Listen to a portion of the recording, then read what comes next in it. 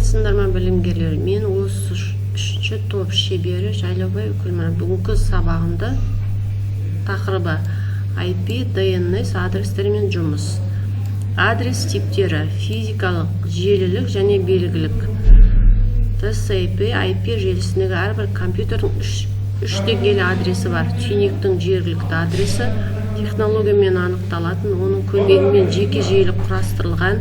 Берілген түйін осыған енеді. Жергілікті желіге енген түйіндер үшін бұлар MIS желілік адаптер адрес немесе маршрутизатордың портының адресі. Мысалы 11AO 17S3D BS01 бұл адрестер құрылғының өндірушілері болып тағайындалады және ерекше адрестер болып саналады, өйткені бір ортадан басқарылады. Барлық жергілікті желілердің технологиялары үшін масс адрес 6 байт форматы бар. Үлкен 3 байт өндіруші фирманың идентификатор, ал кішкентай 3 байт ерекше түрде банктың өзімен пайдаланылады. IP адрес 4 байттан тұрады. Мысалы, бұл адрес желілік деңгейде пайдаланылады. Ол әкімшілік пен компьютермен және маршрутизаторлар кезінде тағайындалады. IP адрес 2 бөліктен тұрады: желінің номері және түйнектің номері.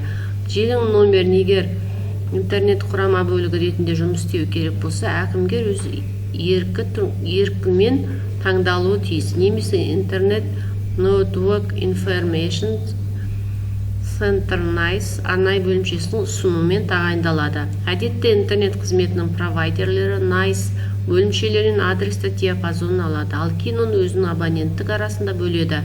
IP хаттамасына түйнек номері түйнектің жергілікті адресінен тәуелсіз тағайындала береді. IP адресінің желінің номері түйнектің номерлеріне бөлінуін иілгіш және бұл өрістер көмегімен жеке желі құрастырылған. Берілген түйін осыған енеді. Жергілікті желіге енген түйіндер үшін бұлар масс желілік адаптер адресі немесе маршрутизатордың портының адресі болады. IP адрес 4 байттан тұрады. Мысалы, бұл адрес желілік деңгейде пайдаланылады. Ол әкімшілік пен компьютер мен маршрутизатор кезінде тағайындалады.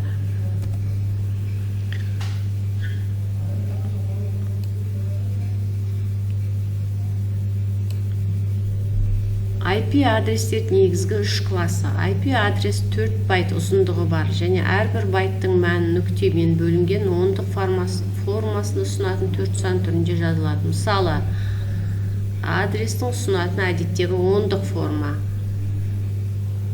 Адрес 2 логикалық бөліктен тұрады: желінің номері және желідегі түйнектің номері. Адрестің қай бөлігі желінің номеріне, қай бөлігі түйнектің номеріне жататын адрестің бірінші биттерінің мәнімен анықталады. Егер адрес 0-ден басталса, онда желі A класына жатады және желінің номері 1 байтты қамтиды. Қалған 3 байт желідегі түйнектің номері ретінде интерпретацияланады. Ал A класының желі 1-ден 126-ға дейін номерлері болады. A класының желілерінде түйнектер саны 216 көп болуы тиіс, бірақ 224 аспауы тиіс. Егер адресің 2 биті 10-ға тең болса, онда V класына жатады және 28216 сандық түйнекті орташа өлшемді желі болып келеді. V класының желілеріне және түйнектің адресіне 16 биттен, яғни 2 байттан бөлінеді. Егер адрес 110 тізбектесімен басталса, онда бұл түйнегінің саны 28 аспайтын S класының желісі. Желінің адресіне 24 бит, ал түйнектің адресі 8 бит бөлінеді.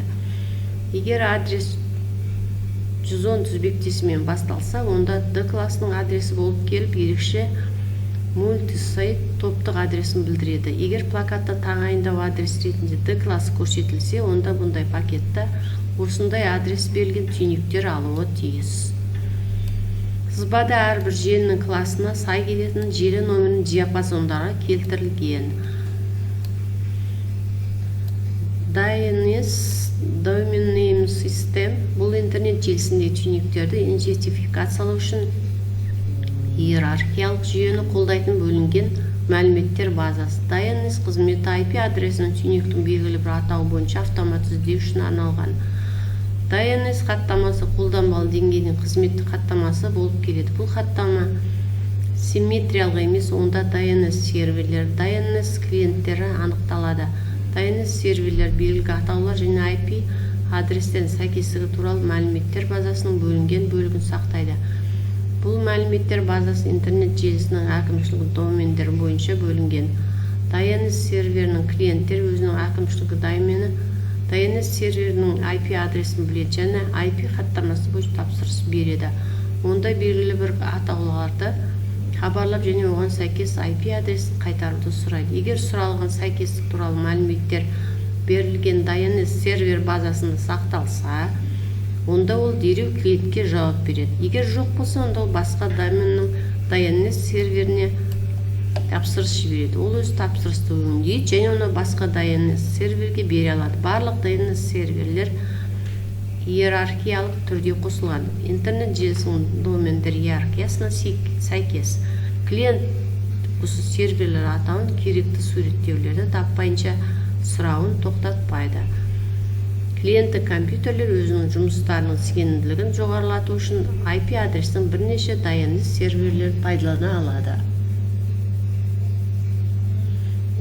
Назарларыңызға рахмет, сау болыңыздар.